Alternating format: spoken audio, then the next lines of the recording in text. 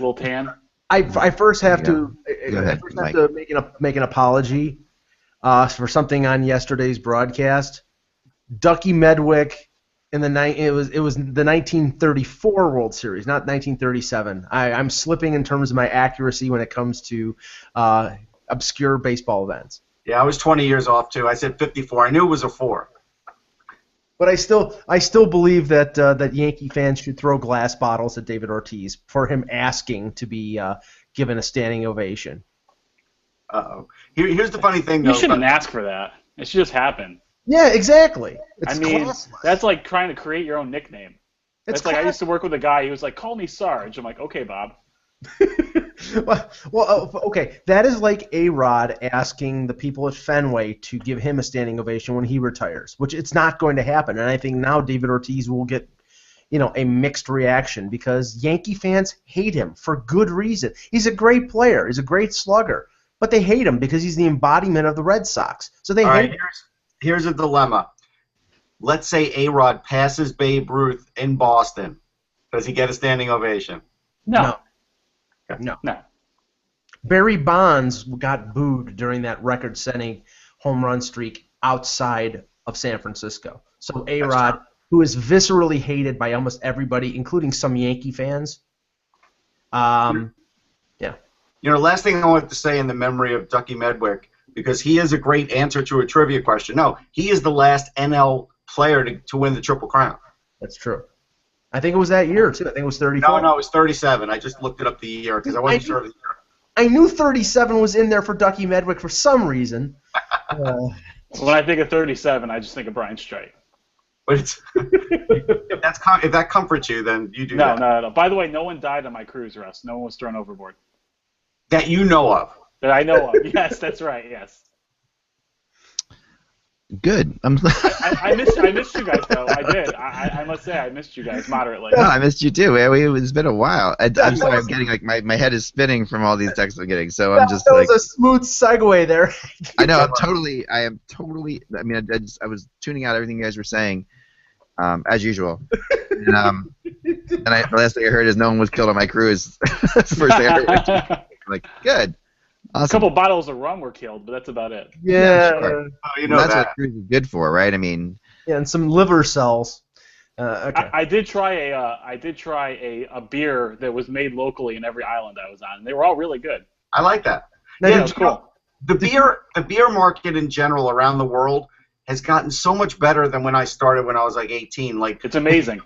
It is because like back then, like if you went to McSorley's, they just had their anniversary, like 162 years. Theirs was always good, right? But it was very rare that you could find a non-brand beer that you even liked anywhere 30 years ago. Now, yeah, everywhere. Everyone has. I was in St. Thomas and I had one called Blackbeard. I'm like, I have to try this just for the name, and it was awesome. Russ, as you know, I'm not a big drinker, but there is a Belgian beer bar literally a couple miles from my apartment on. You need to take us there. On Elmwood Avenue in Buffalo, and they have a list of 40 beers with varying alcohol contents and varying tastes. It's in the summer. It's the go-to place. One of the places I go to in the city, I think, has 400. Yeah, I've got a place by me that literally carries hundreds of craft beers and everything, and you could just go crazy. But I remember, I want to say this is maybe 20 years ago. No, a little less, about 16 years ago, right at the millennium. I was in San Jose, and they had a place called Gordon Biersch, and that was still fairly uncommon. And I was like, wow, this actually, for their own beer was really good. And that's a chain now, because there's now it's a chain, and they're pretty successful. Where back then, I think it was just the one. Yeah. Okay, let's get going here. We're hard out at 2:00 today. Okay. For a conference call with a couple of sources. So we'll start off right there, and let's go. Do they make you pay for the conference call, the sources, or do they pay for it? It's freeconferencecall.com, Okay. I mean, I was just curious. In this situation, it just happens to be two guys who are usually talk to together, but who are scouts that are like in different parts of the country. So they work for the same company. That's a big little hint there. Anyway, moving on. All right, so the 25th, Thursday, 25th. That is correct. Okay. Hello, Hockey World. It's Thursday, the 25th of February. We are about 100 hours away from the trade deadline, 2016. I'm Michael Agello. I'm Dan Petru. I'm Russ Cohen from Sportsology. And I am Eklund, and you're watching the Hockey Buzzcast on HockeyBuzz.com. This is the podcast that comes to you every Monday through Friday, right around this time, to fill you in on the comings and goings of the hockey world. And speaking of comings, Kovalchuk is coming to North America. And I wrote about this yesterday. And now he's officially told SKA that he's not on the roster, and in 2 days' time he's terminating contract and heading to North America before the trade deadline, which is very interesting because the trade deadline, for those who keep track at home, and you can turn to your score sheets, the trade deadline is the point at which you can enter the NHL and still play in the playoffs. So you have to be signed to a team before the trade deadline. We all remember this from the fun times, from the fun days and lives and times of people like Peter Forsberg or Matt Sundin.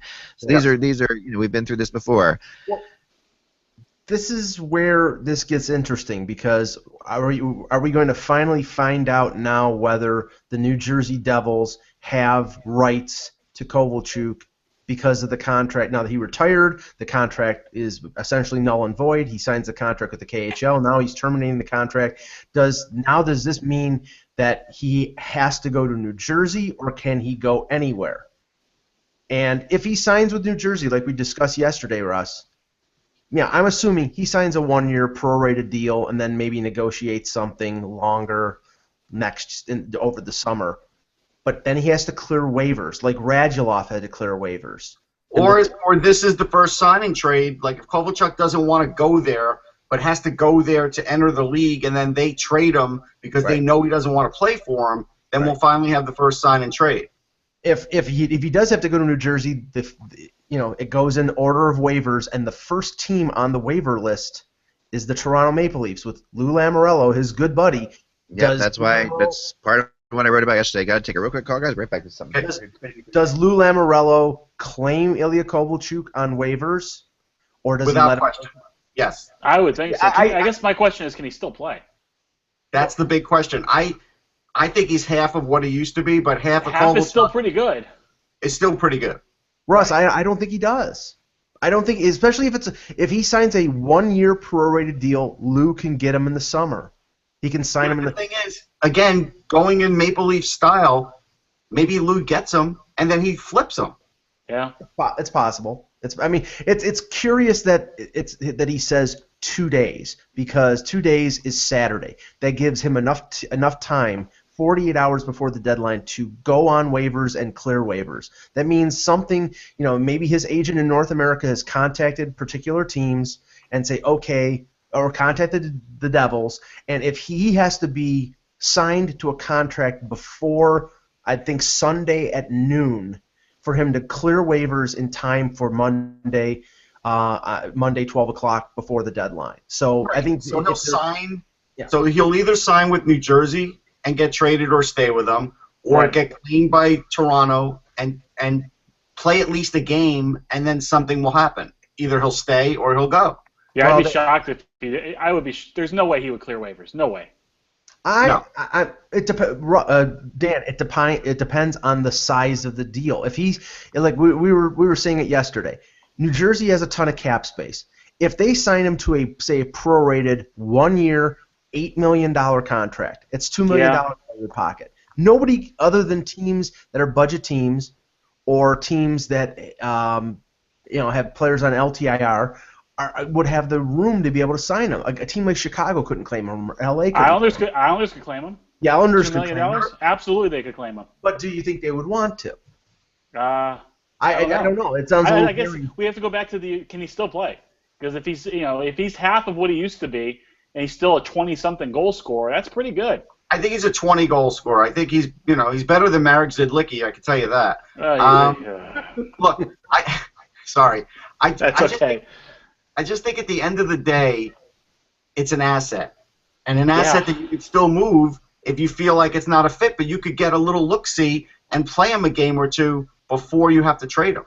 Well, the only problem is that if we stick to this calendar, if it's 2 days, that's Saturday. He'd have to be signed by Saturday or to clear waivers on Sunday.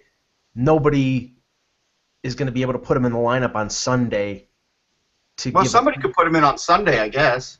Yeah, but I mean, if it's New Jersey, I don't know New Jersey's schedule offhand. I don't know if they're playing Sunday night, but I mean, I would think that he wouldn't be able to play for them until he clears waivers. So even if they signed him, they can't have him play for him. They can't have him play for New Jersey until he clears waivers. So if he signed on Sunday, he wouldn't be able to play until Monday, and then that's after the deadline. So I'm just saying, I don't think he can play before the deadline to give a preview to anybody. It's going to have to be sight unseen. Yeah, he only has to be signed by the deadline anyway. So. Well, but he has to clear. But what Russ was saying is, if there's something to the Leafs claiming him off of waivers, for Lou to potentially flip him someplace before 3 p.m., he would have to sign his contract and go on waivers by noon Sunday. If he didn't do that, then he wouldn't be able to be flipped. It would only be the teams could claim him before the deadline. And here's an interesting anomaly. The Islanders play 9:30 Sunday night. Yeah. 9:30. Oh, are they at Winnipeg? They're in Edmonton. Okay. So I guess technically he could play for them. Yeah. If he was claimed, yeah. Yeah, he could. I mean, the Islanders would be a team. Would you take a chance putting him next to Tavares and see what happens? Yeah, I mean, I might as well. And then if I don't think it's going to work out, I flip him. Right. I wonder if New Jersey would. I mean, and I do think that at the end of the day, that New Jersey is going to have the first shot at him. From what I think, the rights will revert back. I've always thought that too. Yeah, and that's been the general feeling, because you can't set a precedent where a guy can do something like this and that not happen. Right. So he could help New Jersey too. Yeah, he liked New Jersey. New Jersey's in a playoff race. Yeah. I just think he's going back to New Jersey, guys. I really think it's that simple. I don't think it's any more complicated than that. He liked it there. He liked living there. His family liked living there. It's New York, but it's not New York. There's a lot of benefits to New Jersey. And he's still got friends on that team. I don't see it being a difficult fit. Yeah, he could room with Kalina, and he's got another Russian he could room with. So. Yeah. And if they sign him to, like I said, a prorated type of deal that scares off other teams from even thinking about claiming him off of waivers. I mean, remember, Radulov was 24 years old when he came back. Right. Nobody claimed him on waivers. Nobody put a claim. He went through. He skated through. Yeah. But that was surprising. He was cut, so that was the difference about that, right? So there was a different thing there than a guy retired. Gave up the rights to him at that point. Then a guy retired. How old is Kovalchuk? 32. That's all, huh? But he's banged up. He's got to have some hockey left in him, though. He does. No, I think he does too. Now, here's the only thing in that call I just took. The reason I took it was because I thought it had to do with Kovalchuk, and it didn't. It was a Minnesota call. But here's the thing that I talked to somebody this morning, just so it's another Minnesota call about something else, coincidentally. One of Kovalchuk's best friends in hockey is Zach Parise. Right. All right, and that him playing in New Jersey had a lot to do with that. With Parise. Another person that he completely respects is Marty Brodeur. Brodeur is in St. Louis. St. Louis is looking for scoring. There's a couple other things here that you can look at. I haven't, that I asked that person, and it was a separate Minnesota rumor that I'll talk about later, but it's a separate Minnesota rumor. But I said, are you calling me about Kovalchuk? Because I had thought about that, Parise's connection with him. And I know somebody who knows Kovalchuk pretty well too. I've got a call out to now.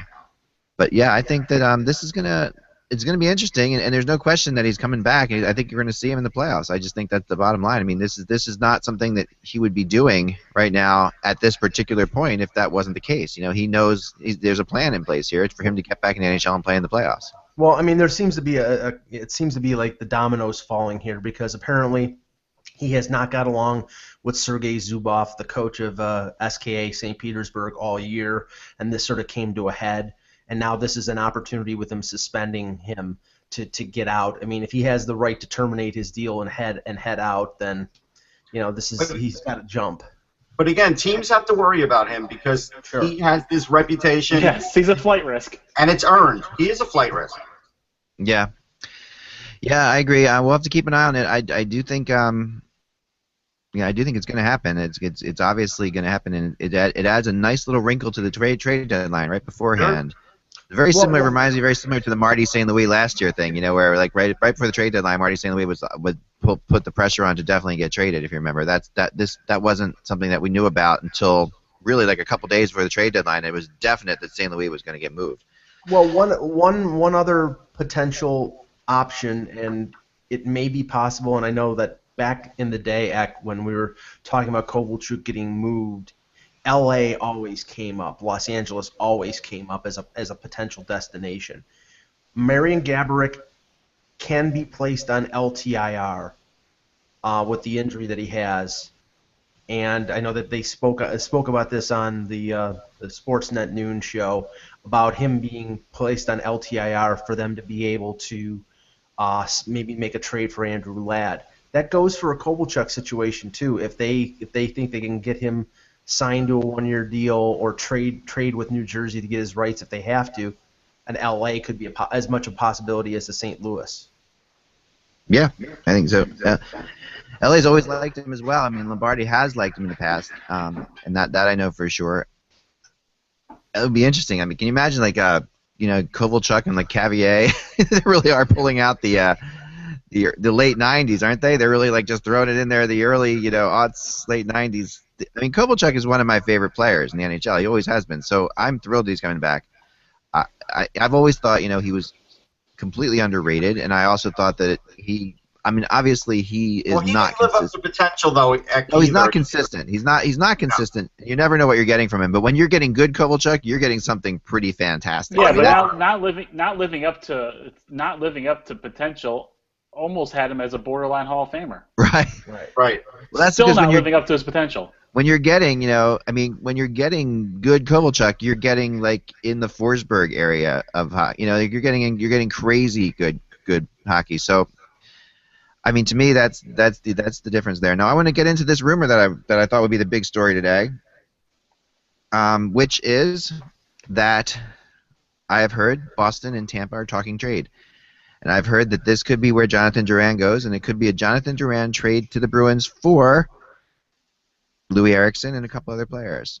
One of them being one of the draft picks that was in the first round last year. One of their 3 draft picks. I wasn't told which one. But all right, so can you repeat that one more time because I didn't hear the first. What would happen? Jonathan Drouin would head to Boston. Louis Eriksson would head back to Tampa. Right. Along with one of the draft picks from the first round last year, one of the top 3 draft picks that they had.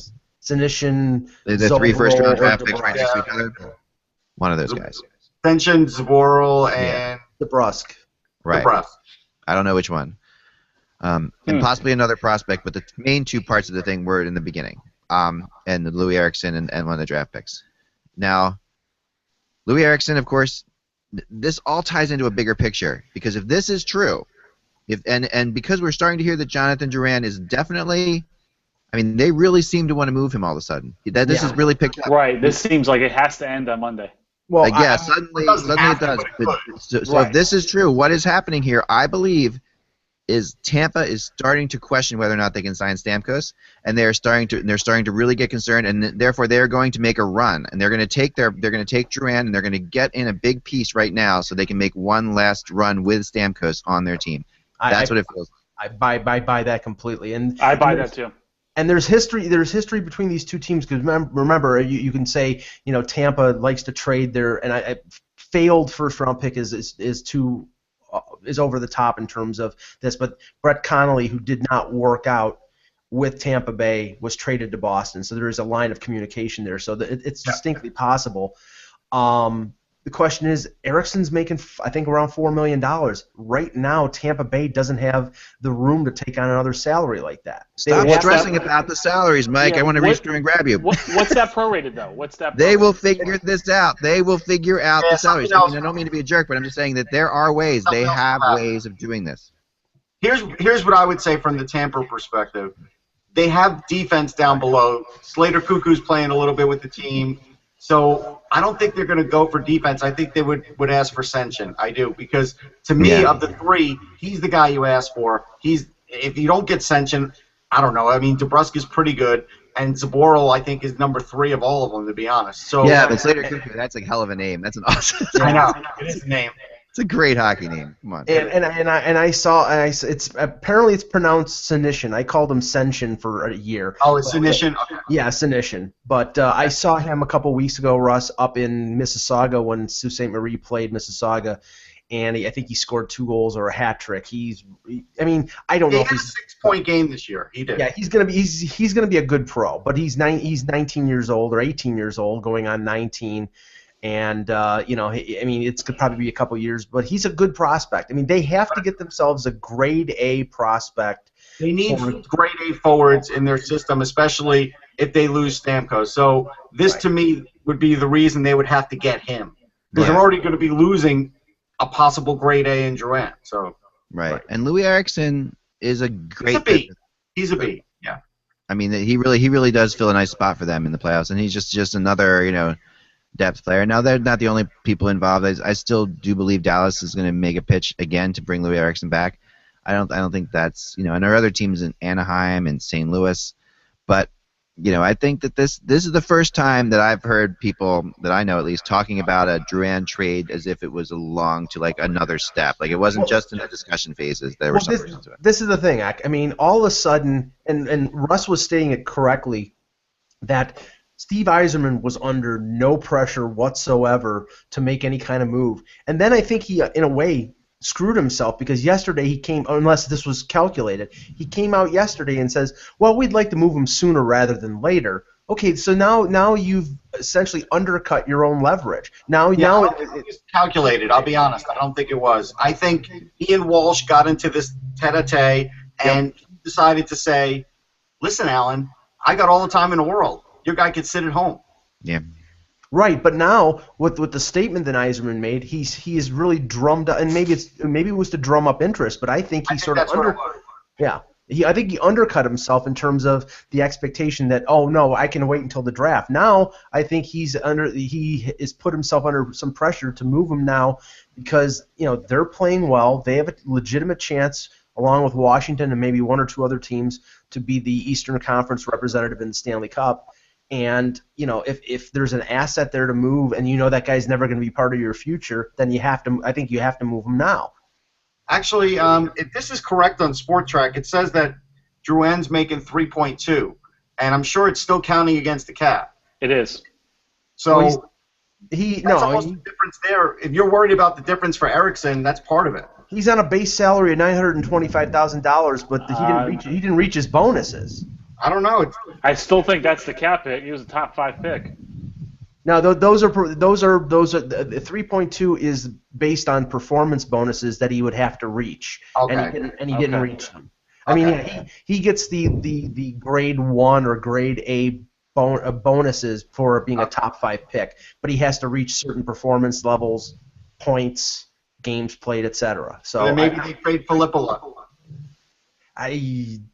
He seems to be a Cooper favorite. I don't know if they would. No, I think they would have. I think they could move him. I've heard they could move him. They could trade a Braden Coburn. He's a rental. I mean, I don't think they'll trade defense. That's the thing, though.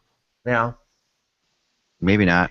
I mean, all right. So this is a first for me. I got to throw this out, guys. It's the very first for me. Okay, Michelle Kenneth, our buddy, just sent me this. Okay. Michelle has covered the Devils for a long time. Knows Kovalchuk pretty well too. And she knows potato chips and dip.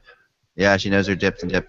But apparently, Lenta.ru is quoting me in their article. So yeah, I've made the Russian newspaper here. I heard that paper is big too. It is a big paper. Yeah. So you can see here, I guess 06 backwards moat something like that. Hockey Buzz right there in the middle there, if you can see it.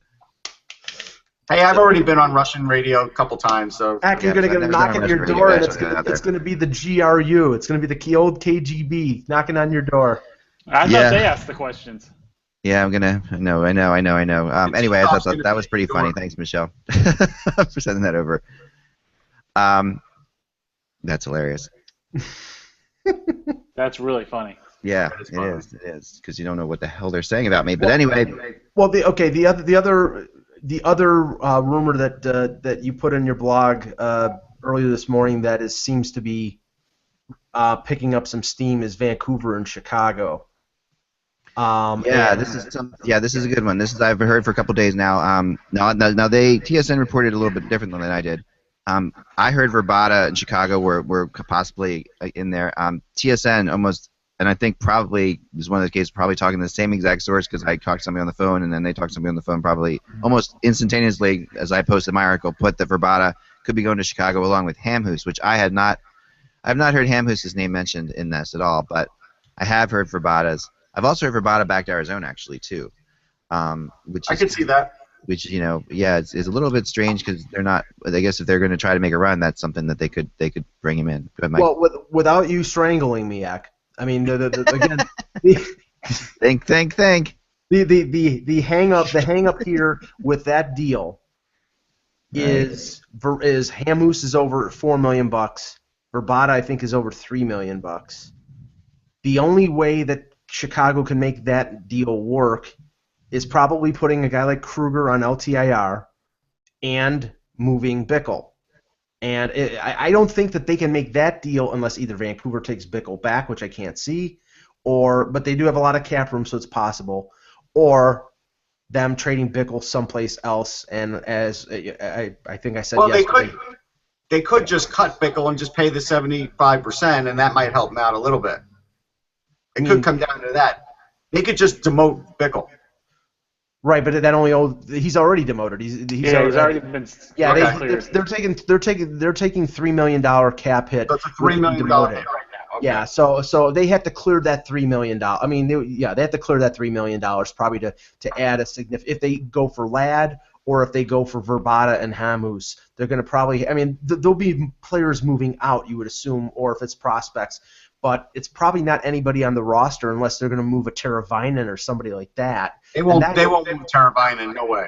I wouldn't think so. But you would think for two pieces like this that would help this team on a Stanley Cup run that they would probably have to give up a young player, maybe on the roster, maybe not. I mean, it's do they give up a Trevor Van Riemsdyk? Do they give up?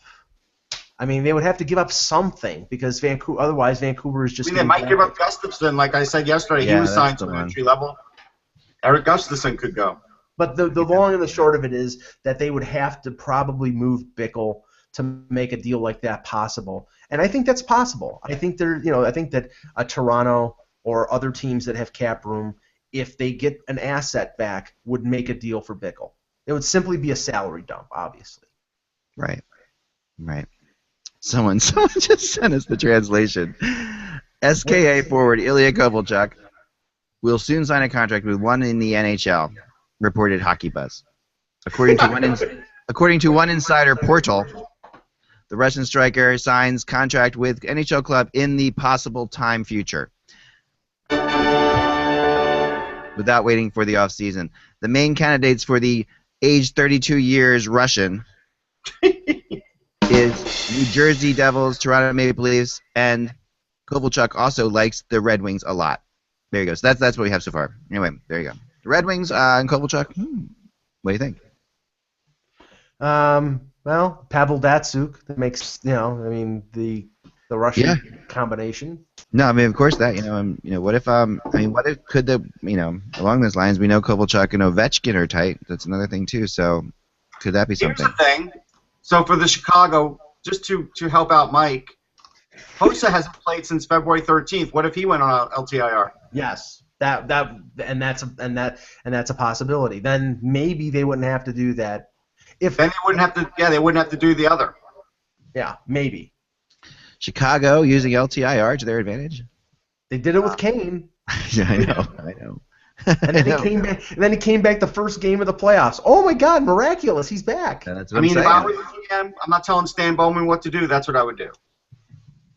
Yeah, did anybody think about that last year with Kane? Because it was so funny, like the way it went. I've talked for a long time that people are going to abuse the LTIR thing at some point, right? And yeah, but okay. Last year Kane everybody said, oh, he's out 6 to 8 weeks, and suddenly No, they said 12 weeks. They said 12 weeks. Sorry, I said 12 weeks. He was back in what, 6? 6. Yeah, half the time. Yes, he must have lived in a hyperbaric chamber. Just miraculously. I'm not saying that there's anything wrong with that. I'm just saying that I just wonder. I mean, because maybe he did indeed heal quicker than everyone. The one thing I will say is the injury he had was his collarbone, and that is like the most unpredictable injury there is. That collarbone, when collarbones heal, they just heal. You can't set them. You can't do anything. So, that was an easy. That if you're gonna get an injury, Wait, so you're saying a collarbone is worse than like a pubic bone injury? Oh, come on. I mean, I'm just asking him. I get logged on just in time to hear that. Jeez. What's the pubic raise your bone gun if connected it's not to? pulled, as I always like to say. All right, so let's go on from there. How do you segue that? It's a legit injury. I'm sorry. Yeah. Andrew Ladd is available. Is available on the market. There are rumors out there that the Florida Panthers are now pulling out. It's in my segue of the Andrew Ladd situation, and has nothing to do with the pubic bone. sorry. This has come off the rails fast. Sorry. You should have seen yesterday's after show. Yeah, a lot of people did. So that was free, by the way. Yeah, that took me about 4 hours to say to fix. Okay, so all right, Andrew Ladd. Okay, is Florida Panthers were very much into Andrew Ladd. Now they're not so into him. They are pulling out of the Andrew Ladd sweepstakes. So I've said, but I am saying they're putting it back in. They're getting back into the Andrew Ladd sweepstakes, and that is where. So they're not out of it. They're not out of it. Neither are. The Chicago Blackhawks. The Blackhawks are definitely one of the. Now, of course, the Blackhawks aren't going to get Rabada and Andrew Ladd, so it's one of these things like it's an either-or. Don't you get the idea here that Florida is sort of negotiating in the media here, where it's like, okay, apparently Winnipeg is asking for a first-round pick and a prospect for Andrew Ladd. No, I think that is exactly what they're asking for him. Yeah. Yeah, and that's what they're asking for. I'm not sure they're getting that. Right, exactly. This is Florida basically fighting back and saying, okay, we think that price is too much, so we're pulling out of this because a first and a prospect is too much. And if Kevin Cheveldayoff can get that from somebody, God bless him. But the calculation here is that before Monday, or maybe if they want to make the deal on the weekend, that some team either gives them that or they see who is the best offer of the 3 or 4 teams that are making the offer. I don't think they're going to get a grade A prospect, like a Rocco Grimaldi first-round pick. Well, here's the thing. Talon will give up a first-round pick. Sure. I think a lot of teams would. It's the prospect part that he is going to haggle with because, like, Matheson's an untouchable. Grimaldi may be untouchable, but they're going to ask for him. Okay. There's going to be they're going to have to go down 3 prospects, maybe 4 on that list to get one that Talon will give up. Yeah, because I mean they're not like the Islanders. I'm sure would give that first round pick, but they're not moving Dal Cole or Barzell for a rental. No. Right, and I don't know if Florida considers Rocco Grimaldi a grade A prospect, but I think he's right like a B plus. I was going to say B plus. I think he's right there. A little bit of no, breaking. Wait a second. I got another thing. We have news breaking. Sorry, Mike, you had something. Yeah, a little bit of breaking news. James Van Riemsdyk's recovery from broken foot had a setback. He is done for the rest of the season. Austin Matthews. Yep. Well, they're really going to miss him. I mean, they were really starting to pick it up, too. That's according to Nick Kiprios of Sportsnet. Everything's going according to plan. It's a beautiful day in the neighborhood, a beautiful day for your neighbor. Last thing you want is him coming back and winning games for you. Yeah, God forbid. I don't know if I can say it. Now, once you start the joke twice and you don't finish it, you always wonder if you should continue it. Go ahead, do it. But all right. I think it was Brian Berger once said, I'd rather have a kid shoveling crap in Saskatchewan than someone who played in a country club in Paramus. Wow. So that's my line for today, you guys. He told me that directly. It wasn't crap he used, but it was something like that.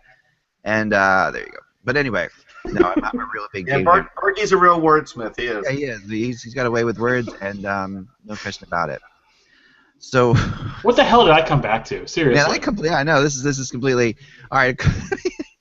All right, NBC has decided not to air the first ever McDavid-Eichel game, which was supposed to be on NBCSN on March 1st. No, it's going to be rivalry game between Minnesota and Florida. That's so much better.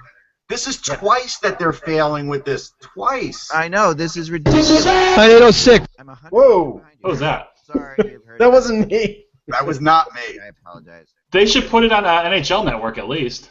It is Well, ridiculous. What is their reasoning behind this? because Edmonton is 30th and Buffalo's 27th, and you know What day is that game? March the 1st. It's the Tuesday, next It's a Tuesday. Tuesday night.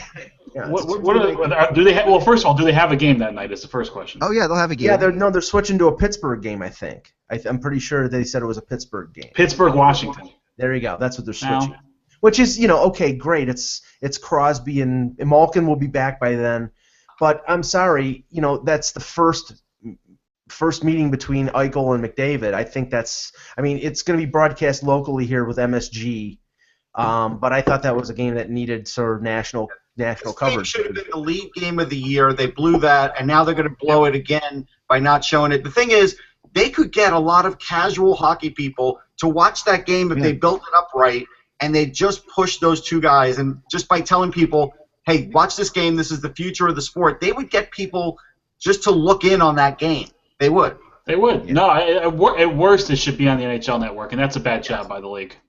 Yeah, this is that's where the league doesn't get it. They're so scared to show Canadian markets sometimes, and they're scared to show these other markets. They're going strictly ratings. They're looking at their ratings chart and they're saying we got. Oh, okay. Boston, Philly, Pittsburgh, New York Rangers, Rangers, DC. They just keep going right there. It's Chicago. That's it. Yeah. Public service announcement. Someone told me that. Our records indicate that you activated that the Discover card. We've seen the Discover card NHL thing that has been out there. Now you can carry your favorite team wherever you go. As a part of the program, Discover may. There's someone who signed up for it. Sent me this part of the program. Discover may provide the following information to the NHL for its marketing use: your full name, address, phone number, email, and card design. So yeah, I'm just saying. Nothing is sacred. Not that it matters, but it's really the NHL probably already has the information on you if you're an NHL fan. But at the end of the day, it's a little bit strange, and it's a little bit out there. So just know that it's data mining. That's what they all do now. Data mining, and that's big data, which is what we all want and all love. Now, if on any other day, this next story would not have been kept till 1:48 p.m. in the afternoon, and this would have been big. But I've actually heard this that the Montreal Canadiens are talking with the Edmonton Oilers about Nail Yakupov. And that this is something that has gone on for a while, and it's gone back and forth between the two teams. But now with Edmonton floundering, and with Montreal floundering, and the idea of getting Galchenyuk and Yakupov back together again, they were a big duo. And I don't think that's a dumb idea for Montreal. That's worth the risk for the Canadiens. Worth the risk for the Canadiens. What would the return be? Probably a defenseman, right? And I don't know what.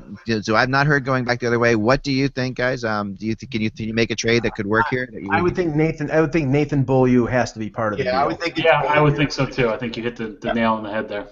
Yep. Now, but would you do that? You would do this? It would have to be more than that. No, of course. Maybe a pick. I would take Beaulieu in a pick, absolutely, because I would too. He instantly helps Edmonton. Instantly. They need 5 defensemen.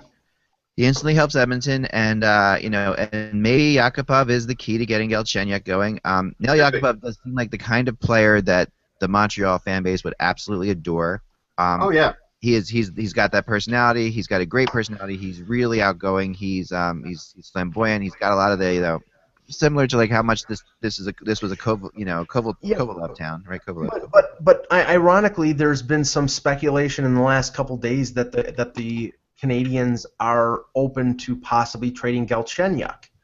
So I looked into that, and I heard that was total ridiculousness, actually. So it's possible, but it's the people I talked to, at least Mike said no. That they're not going to trade. I can see him exploding away from his coach. Yeah, here's going somewhere else and giving a leash.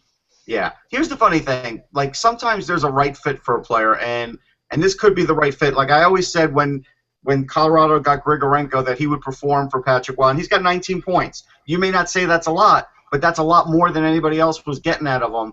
And so I think you would get the best out of Yakupov with Galchenyuk, no question. Well, speaking of another Russian, and I know that you've mentioned this player in particular in trade rumors over the last year. There's been some discussion and some hint that Dallas would be willing to trade Valery Nikushkin in a deal to get an impact defenseman. And that, putting 2 and 2 together, a team like Anaheim with extra defensemen, I mean No, I just said 4. Sorry, I was just kidding. Sorry. Or the New York Rangers with Keith Yandel. Yeah, I mean, it makes sense. It does make sense. I'm a big Nikushkin fan. I mean, he's a guy I would never trade if I was Dallas. I think he is going to be very good. But Dallas does know they need a defenseman if they really want to be a cup team. No, they really do, and that's a big thing. I do agree. And interestingly enough, Carolina's in Toronto today. Eric Staal supposedly had a maintenance day, so he avoided talking to the Toronto media about his current situation. But the gentlemen on Sportsnet were talking about this and said that the New York Rangers, which I think we discussed last week, Russ, would be a realistic destination for an Eric Staal if, and they didn't say this, but if Jeff Gordon put Rick Nash on LTIR so they could afford the salary. Yeah. And then, have him for the playoffs.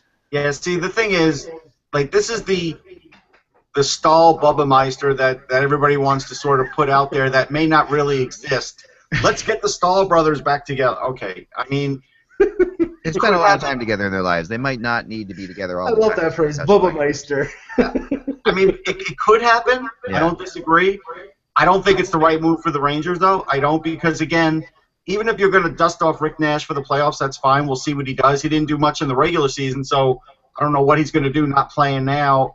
But, again, I don't even think Stahl's the right fit. I think that is a Glenn Sader move. I don't think Gordon is going to touch that. Well, ironically, why? I just don't. No, that's a really good point. That is definitely a Glenn Sader move. That is so. Go ahead, Mike. But that you're right. No, but who's to say that Sader is not part? Doesn't still have some sway over the direction of the team. I think he does. But could Glenn Sader go to James Dolan? Sure, but I don't think he's going to do that. Okay. But it was weird. They called up Brady Shea for one day or maybe one game. I don't know. Did he play? He did play, and he played fairly well. And I think they did that so they could scout him and see what he looks like with the team, and then send him back to where he is so he can get – because right now with Keith Yandel there, he's not going to play. Right. So what he can do now. He goes back and plays his regular amount of time, and if they felt like they got what they wanted to see, then they could trade Yandel. Or if they go the direction of let's throw all of our chips in, go all in, is Brady Shea a piece in a deal for an Eric Staal? I mean, could he be? Sure. Would it be dumb? That's not what Carolina needs. Carolina got tons of defense, right? Prospect-wise, Carolina defense. They're pretty good, but they're not loaded. They wouldn't turn them down. I don't think. Right. Yeah. Perhaps. How you doing, Dan? You all right? I know Dan's doing a good job today. He's doing his best. Now we can't hear you. Sorry for a second. I can't hear you. Good thing we probably can't hear Dan right now. Look at the forlorn look on his face. Yeah, I know. This might have been. We talked about this yesterday. This may have been a better segue for earlier. But Leah Hextall last night on Sportsnet said about the Oilers, "You can suck for that long. It's not fair to everyone else who doesn't suck." You can't suck for that long. Sorry. Leah Hextall says not saying anything. You can't suck for that long. It's not fair. This is the feeling around the NHL right now about the Oilers, like we talked about yesterday. That there is a point at which, come on, we're all appalled. That's what it is. We're appalled at how bad they are. I feel like there needs to be like, just I don't know, just a meeting where we all get together and talk to the Oilers about what's wrong with them. What do they call those things? Intervention. Can you hear me? Thank you, Dan. Yes. Yeah, of course. Something that's alcohol related, I come in on. Dan comes in for the right word there. Yeah. No, so, but this is the appalling nature of the Oilers will be accentuated even more if they win the lottery or get a pick in the top 2 or 3, because you're being paid for you're being rewarded for being the most incompetent organization potentially in professional sport by getting another lottery selection and getting a Puljujärvi or a Laine or an Austin Matthews. It just perpetuates, and at least the talk out of Chiarelli in the last couple days and the scolding that Todd McClellan gave the organization and the players the last game that they lost is an indication that the new group is fed up, and that finally what they're going to do is address the core group of that team that has been around for a number of years and break up that core. Break up that core. That core's done nothing. Yes. I mean, is it possible though, with all these stars, that they will be as good as the old Edmonton Oilers of the '80s at some point? Because No, No. they have no defenseman. They have no defenseman. They have no yeah, goalie. I know they have no defensemen now. That Oilers team didn't have many Something defensemen like either, but they did get it together. Take That team take that top 5 pick and trade it for a star defenseman. Yeah. Well, I do love the idea. And I think They Mike. could do that. I do like Mike. You were the first to bring it up of the Ekman Larson for Absolutely. For Austin Matthews trade. I think that would help 2 franchises in a big way. You can't do it if you know you're getting Matthews. That's a horrible trade. I'm sorry. I disagree with that. I really disagree too. I mean, I think that's exactly what Edmonton needs. Russ, the benefits for Arizona would be, I mean, don't get me wrong, Ekman Larson is a phenomenal defenseman, probably one of the top 5 defensemen in the league. But when you have a sorely lagging franchise with the opportunity to put a kid from Scottsdale in their lineup and potentially be a star, and helping out the league. If you're Edmonton, you're helping Edmonton. Russ doesn't think Edmonton would do it. There is no one in that organization that'll be as good as OEL. There's no one there. What, you don't think Edmonton would? Ekman Larson is not 40 years old. He's what, 27? 25. He's 25 years old. I understand how old he is. He's a top 10 defenseman in the league. Yeah, I mean, when you have all those other players, when you have a Connor McDavid, you just cannot not make that trade. I mean, it doesn't make any sense to me. Yes, no. If you made that trade and then you traded one of the core players for Hamonic, and all of a sudden you had Ekman Larson and Hamonic, how would that team look? It doesn't matter. What you're talking about is you're giving away cost certainty. You could be giving away a guy who could be one of the 5 best players in the league. But you'd be getting a top 10 defenseman who's 25 years old. Yeah, you're getting the best. There's no guarantee he stays top 10 the minute he gets There's there. no guarantee Austin Matthews is good. I understand that, but at least you have youth and cost certainty on your side. Those are 2 big things. They already have cost certainty in the form of McDavid making a base salary of $925 for 2 more years. Although he'll hit his bonuses probably. You can only draft so many centers. Cost certainty just goes so far when your team sucks, and that's the problem. That organization has. Go ahead. I mean, look, with the other guys that they have, they could trade and get a pretty good defenseman.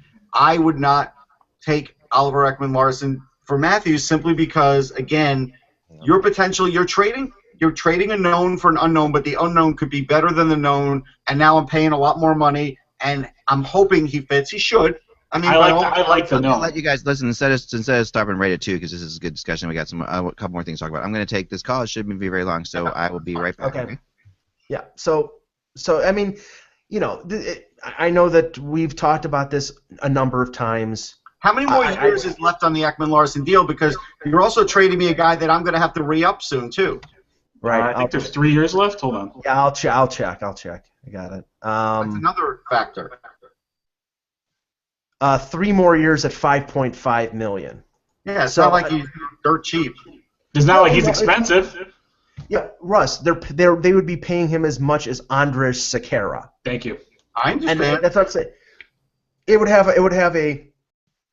a domino effect in the sense that Sekera could play on your second pairing instead of playing on your top pairing. You take the weight off of guys like Darnell Nurse. You maybe allow Griffin Reinhart to play on the bottom pairing. I mean, they need to add at least 2 really good defensemen. At least. But they can do that and not have to give up a guy that if I put him either on the second line to start, now all of a sudden I've got a McDavid and I've got a Matthews.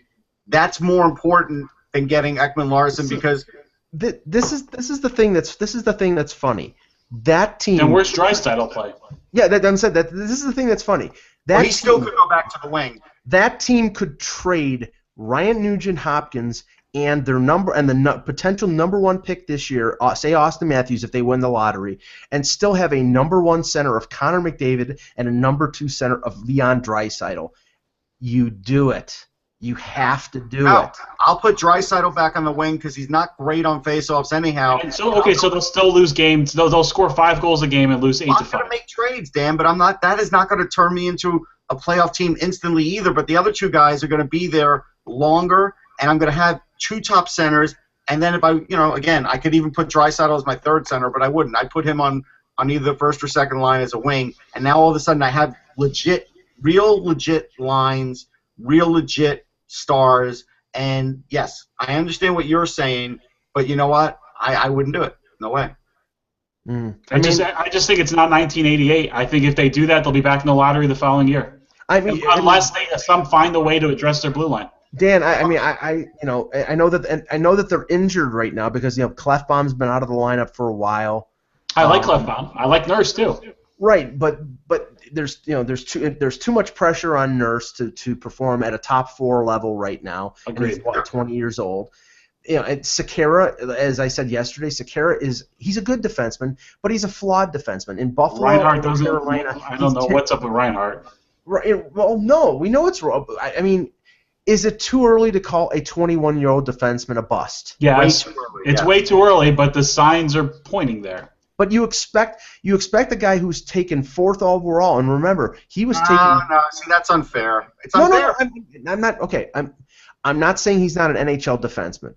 I think he will be. I'm just saying, at 21, you can see a guy who was drafted a pick after him in Morgan Riley is going to be a top pairing defenseman in the NHL. At this point, Griffin Reinhart hasn't curve. You can't match up development curves with different players. It doesn't work that way.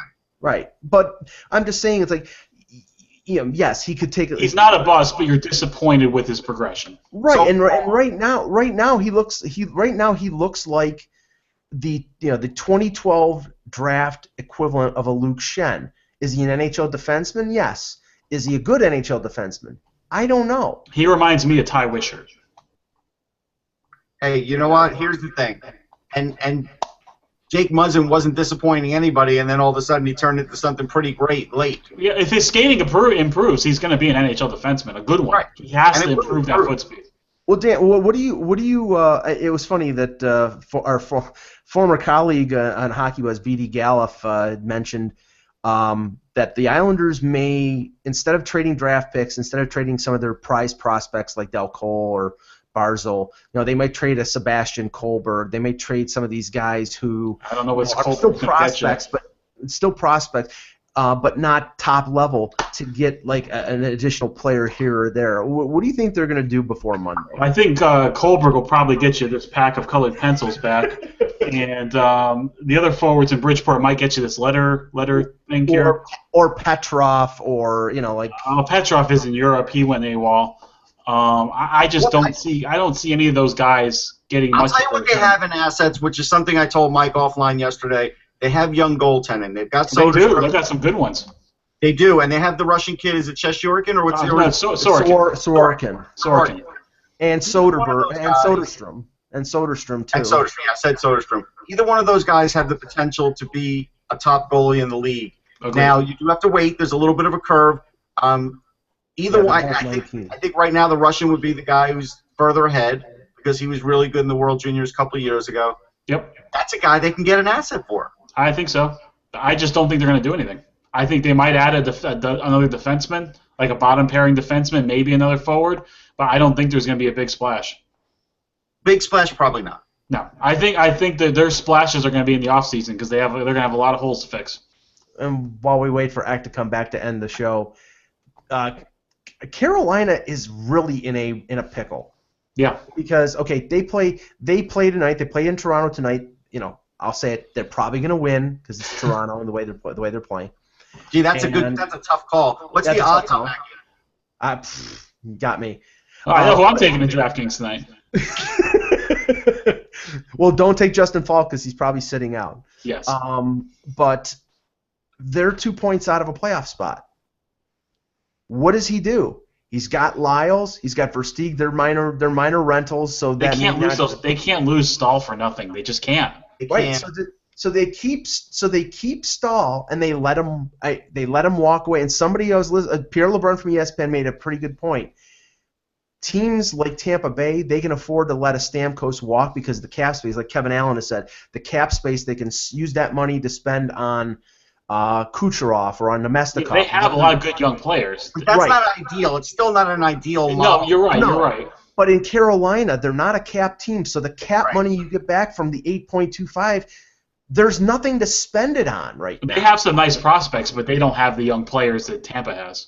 So I mean, it argues for them trading Staal or signing him to an extension, and apparently there hasn't been any kind of extending of talks. with them, and he's got the no move clause. So he, as I've said before, he can do a Matt Sundin and say, "I'm sticking with this team because." He's not going to do that though. You don't think so? No. The vibe that I got that month and a half ago when he did that interview was he'll wait till the right time and then he'll go to the team and say, you know what, I'll waive it. Let's talk to see who you could trade me to, and that's, I think ultimately that's going to happen whether they're in it or not, because I think Ron Francis, while he wants to make the playoffs and probably has the edict to make the playoffs, he also probably has the edict, you got to keep this team going, and you're not going to keep the team going if you get nothing for Eric Staal. You're just not. Yeah, I mean, teams like Montreal, they can justify selling off a Dale Weiss, players like that, because I think even though they're 5 points out of a playoff spot, I think everybody realizes they're out of it. Ottawa is in a situation where they're 4 points out, but they're not in a position to really buy or sell. But Carolina is right there. To me, New Jersey is gonna, if this whole Kovalchuk thing pans out, that's a perfect move for them to add a body. They may add a couple more because they have loads of cap space, and they have to. Just think about this for a minute from the optics of if you're a Carolina Hurricanes fan. Yeah. Cam Ward seems untradeable now, correct? Statistically, probably, yeah. No, the way he's played, injury, no, but his injuries, he's had 2 injuries this year, so. Right. And so let's say he is. Yeah. How would it play out if 2 of your biggest stars in the franchise since it's been in Carolina both walk away for nothing? It'll crush them. It would crush them. Yeah. I agree. I think they know that. I think you have to try and get like St. Louis interested in Cam Ward or something. But is Ron Francis concerned with the optics of we're 2 points out of a playoff spot, we're playing good under Bill Peters, we're playing a tight defensive game, we're getting good goaltending from Ward and Lack, we're young players like Lindholm and Hannafin are showing their stuff, and then you trade your team captain when you're 2 points out of a playoff spot. But I mean, is that regardless of what you do, whether you make the playoffs or not right now? Is there a buzz in Raleigh right now? Are people jumping up and down for this team? I mean, the core fan base is, but I mean, are people pushing in the gates? Hey, this team's close. Are they all over talk radio? They're not. I can tell you. No, I mean, sadly, we don't even hear a lot about Noah Hannafin, who's having a heck of a year. He's had a very nice season. But we don't hear anything about him. And so the point is, they've got Fleury coming up, right? They're going to be a largely defensive team. They're going to be a good defensive team. They're going to be a real – Hayden Fleury could maybe be up next year, right? So you get him and Hannafin. You've already got Falk. Yep. Now all of a sudden you've got the defense. Nicholas Waugh was a good pick for a couple of years ago. He's close. Yep. He's a couple of years away. They're going to do a little Lindholm gets better. Ross gets better. They have some nice young players there. They do. Yeah, they're going to do a reboot, but they can't let these guys go. I agree. I think they're going to pull the same thing the New York Giants did when Kurt Warner was the quarterback, and they said, you know what, we probably can make the playoffs with Kurt Warner, but we're going to start to play Eli Manning because you know what, we just have to. We have to, right? Exactly. You cannot you might be able to get away with letting Ward go for nothing because you might not be able to trade him, but you have to see what you can get for Staal. But the thing is, they win tonight, they're tied for a playoff spot. I know. They'll be tied if they trade him, though. I mean, that's the thing. That's another way to look at it, too. I mean, they don't drop in the standings because they traded him. Maybe the team rallies around it. I'm not going to tell you they're going to be a better team without Eric Staal, but maybe with the parts they get, they still can stay on that track. And you also have to see who are you getting back. I think that's the question. Who are you getting back? You're probably getting a first-round pick and a prospect. I think they're going to get a roster player and a first-round pick. Depends on who they're trading with. Yeah. If he went to the Rangers, what would they get back? Realistically, what do you think they can get back from the Rangers? I think they can get. The Rangers don't have a first-round pick. They don't have a first, unless they give like a first in 2 years from now. First in 2040. I think because I think 2017 is when they. Yeah, 17. They might have a 20. I think actually right now they do have a pick in 17. I think. Yeah, so they could give up their 17 because hey, why not? Right. Well, they have the option on the first-round pick. That's what it is. The Rangers have the option. They can keep the first-round pick, or they have an option on that pick. That's right. So they could surrender it, and then they would lock themselves into giving up a 2017 first to Arizona in the in the Yandle deal, but they have flexibility. One thing, Dan Hamhuis in a statement to TSN Radio in Vancouver said the Canucks have not asked me to waive my no trade clause or no move clause. I've got family here, so that's an important thing. Yeah, he's not going anywhere. Yeah, he's not going. And Verbata is hurt. He's supposed to be out for another week. So a team trading for him is going to be trading for him with open eyes. They know they're getting. It's not damaged goods because it's not a long-term thing. They're not getting somebody who they can put back in the lineup right away. So, But I'll tell you. Go ahead. I'll tell you who Carolina could get. They could get either Kreider or Hayes, and then a pick or a prospect. I think that would be a good return for Carolina. Right. All right, check this out. Okay. Sorry, I'm back. Hey, he's back. I apologize. Thanks for playing.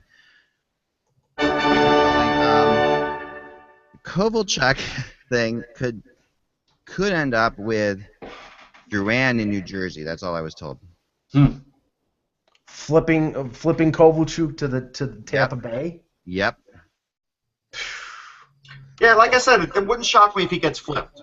Yeah, I think he could get flipped. Drouin could end up in New Jersey, and because that is a perfect move for the Devils if they can do it. Sure. Right, because the Devils are moving forward, and I also think I'd do that if I was Tampa. I think it's worth the risk. Yeah, with Tampa, I mean, what the heck, you're getting. His hands are still there. I know that. And the rest of the year, contract's not going to be that expensive. He would play with Kucherov, no question. Yeah. Mike's not going to say anything about the contract, but yeah, there's definitely going to have to figure out a way to fit him in. I'm just kidding around you, Mike. You know. But yeah, no, I mean everybody says this all the time. But let's go to the NFL, NHL lottery simulator. Draft lottery simulator, yes. Let's do it. Went all Canadian yesterday. All Canadian teams, might I say, in a record crazy thing. Here we go. It's coming up any second. Google Hangout feed now. There we go. Oh yeah, if that happens, there will be a revolt. Can you imagine all those Canadian teams? It was the first 5 picks were Canadian teams. Oh, you'd be happy with number 2, right, Mike? Picking a winner right now. Ottawa again. Didn't they win yesterday? Wow. Next up, Columbus. Next up, Toronto. We got any cards? We got any? I have. Where's the box of cards? Begged me to stop you with the sound effects. Who did? So I got an email. Somebody took the time to email me out to say, tell Mike to stop with the sound effects. That's awesome. Too bad. Screw you. That's not cool. We will take it under consideration at the next corporate meeting that we have. We'll bring it up to the board. Yeah, but it's at Pebble Beach this year, right? It is at Pebble Beach. It's always someplace nice. Well, no, it's every quarter. So last quarter was in Disneyland in I think in Dubai, I believe. I will compromise. I will only play the horn after all 3 picks, not after each one. There you go. The next one's in Bali, I heard, right? Is that right? Yeah, no, Bali's beautiful this time of year. And the women, man, the women. So let's end the show here. Can I say one more thing? Please, let's end the show.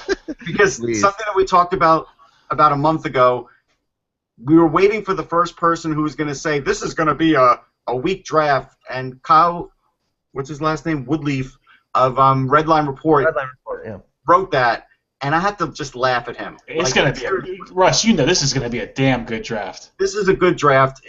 I don't want to say he doesn't know what he's talking about because he works with Redline. That's fine. But don't say it's not that deep. Just stop it. It might not be as good as last year's draft. It's going to be a really good draft. That's what it is. It follows a generational draft. It's a B+ A- draft. Yeah, when you have McDavid and Eichel and Strome and Marner and Hanifin as your top 5, I mean that's.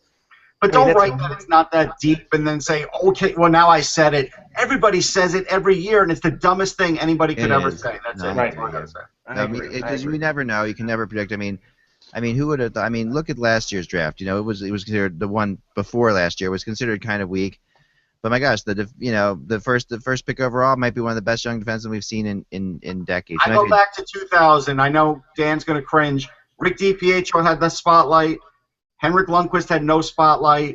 Flip it around. There you go. Oh, come on. How are you going to know that? He's a 7th round pick. Come on. That's like saying That's like saying in the baseball, whoever they draft. Mike Piazza was taken in the 50th round. But don't you understand? That's my point. Okay, yeah. It's a crapshoot. You're right. If your point is it's a crapshoot, then you're right. Yes, that's my point. Separate my young friends. Especially with goalies. You know, how's Dan Blackburn and Al Montoya doing? This is a picture of a guy playing hockey with a lion.